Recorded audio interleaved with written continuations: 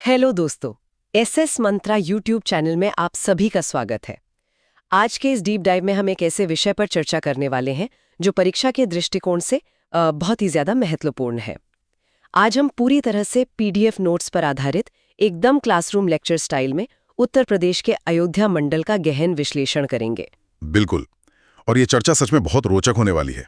देखिए, इस एनालिसिस की सबसे बड़ी खासियत ये रहेगी कि हम हर एक तथ्य को स्टेप बाय स्टेप कवर करेंगे ताकि हमारे दोस्तों को एग्जाम के लिए पूरी और सटीक जानकारी एक ही जगह पर मिल सके।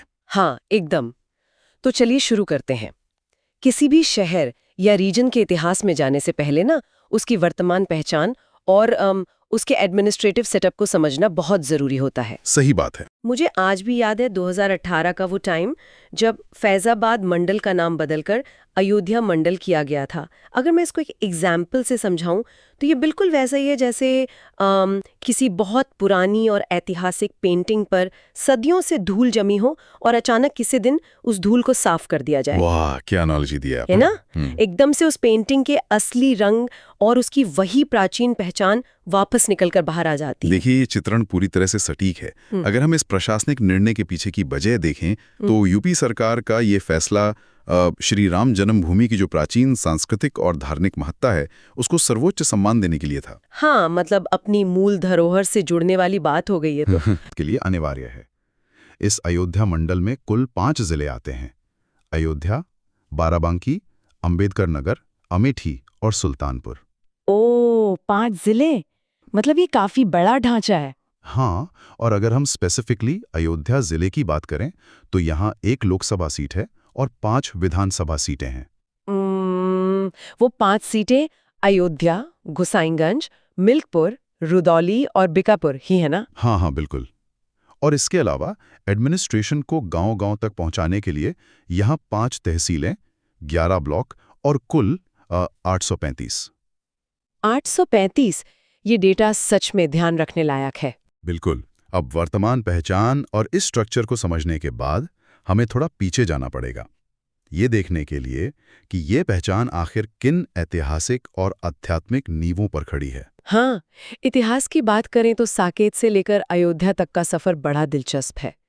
नोट्स पढ़ते हुए मैं सच में हैरान थी कि प्राचीन काल में इसका नाम साकेत या अयोज था। सही कहा।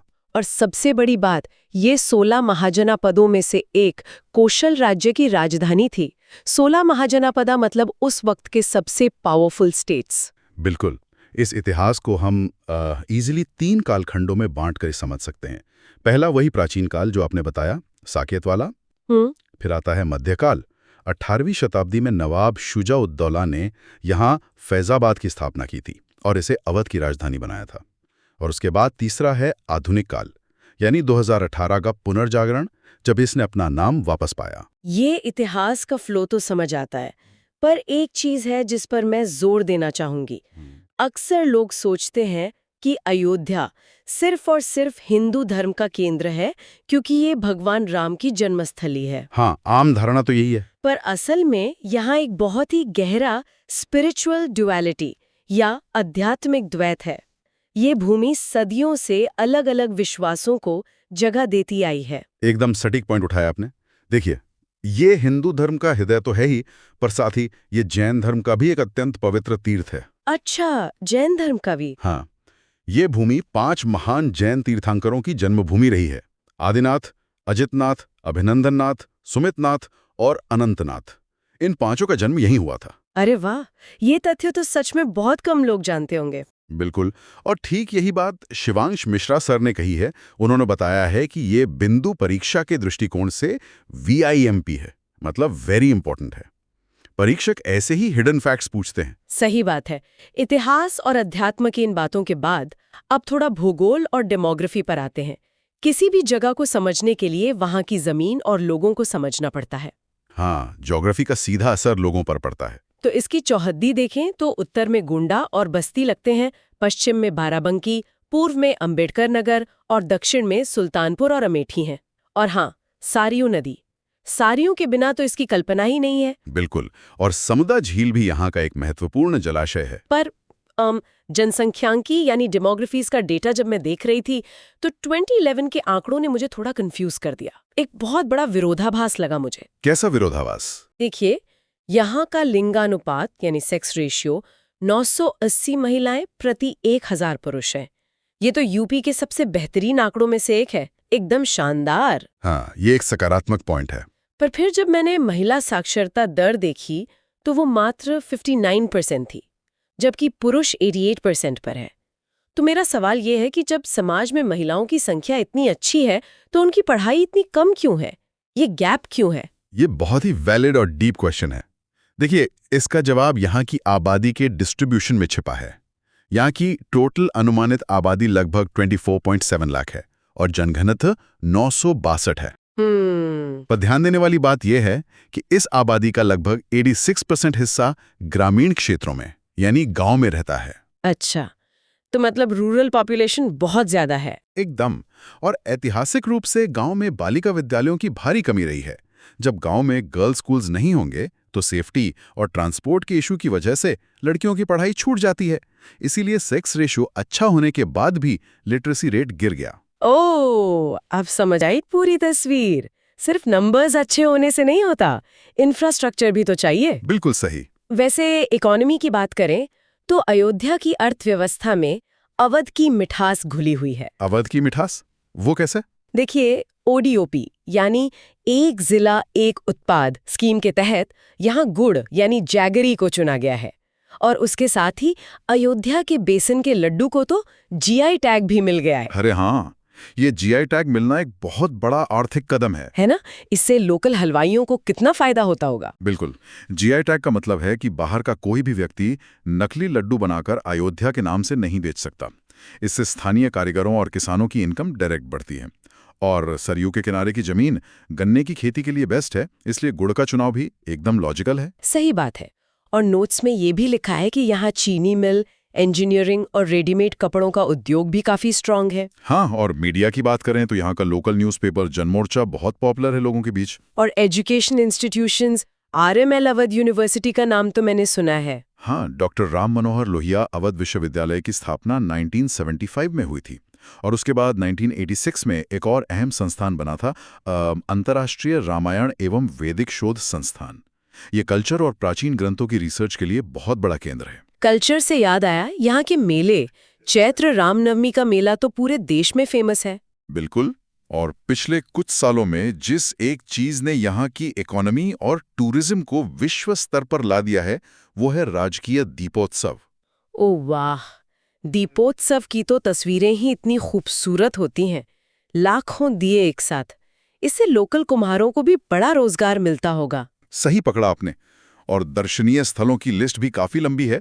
हनुमानगढ़ी, गुप्ता घाट, राम की पेड़ी तो हैं ही। और हाँ, बाहू बेगम का मकबरा और गुलाबबारी भी तो है। एक तरफ मंदिर और घाट और दूसरी तरफ नवाबों के दौर की ऐसी बेहतरीन वास्तुकला। क्या कॉम्बिनेशन है! ये विविधता ही तो इस शहर की असली खूबसूरती है। तो ये तो हो गई इतिहास, भूगोल और कल्चर की बात। लेकिन अब आते हैं सबसे एक्साइटिंग पार्ट पर, नवनिर्माण अयोध्या।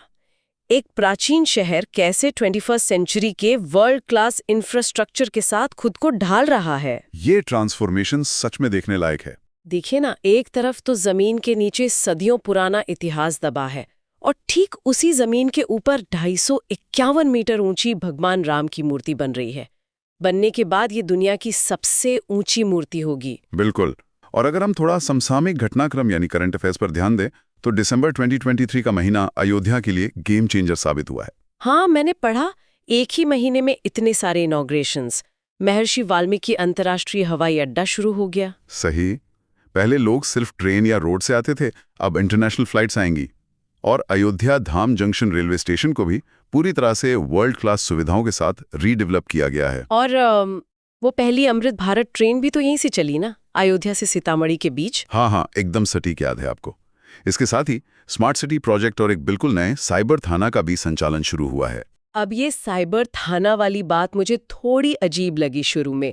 एक एंशिएंट धार्मिक शहर में साइबर पुलिस स्टेशन की क्या जरूरत पड़ गई भाई? देखिए, यही तो आधुनिकता है। हाँ, मैंने फिर सोचा कि जब लाखों टूरिस्ट्स आएंगे, होटल बुकिंग्स ऑनलाइन होंगी, क्यूआर कोड से पेमेंट होगा, तो डिजिटल सेफ्टी तो चाहिए ही ना। स्मार्ट सिटी सिर्फ चमकती सड़कों का नाम थोड़ी है। बिल्कुल सही डिडक्शन है आपका। सिक्योरिटी अपडेट होना बहुत जरूरी है। और देखिए, करंट अफेयर्स को ऐसे ही हिस्टोरिकल फैक्ट्स के साथ जोड़कर पढ़ना होता है। जैसा कि शिवांश मिश्रा सर ने प्रैक्टिस क्वेश्चंस में ऑपरेशन कायाकल्प और किसान मित्र योजना जैसे स्कीम्स के बारे में पूछा है। हाँ, ऑपरेशन कायाकल्प जो गवर्नमेंट स्कूल्स के इंफ्रास्ट्रक्चर ठीक करने के लिए है। सही कहा। और यही तो हमने डिस्कस किया था कि जब स्कूल ठीक होंगे तभी फीमेल लिटरेसी रेट ऊपर जाएगा।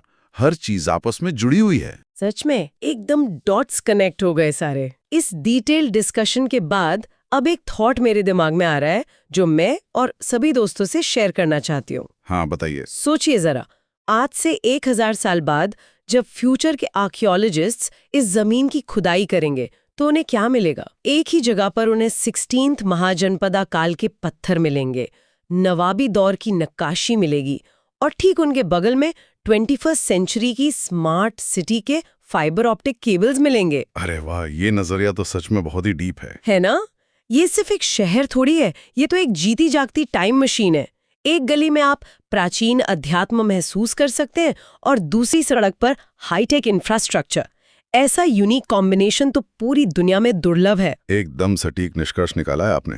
दोस्तों, अगर आपको ये क्लास पसंद आई हो तो वीडियो को लाइक करें और एसएस मंत्रा चैनल को सब्सक्राइब करें और बेल आइकन दबाना ना भूलें। धन्यवाद।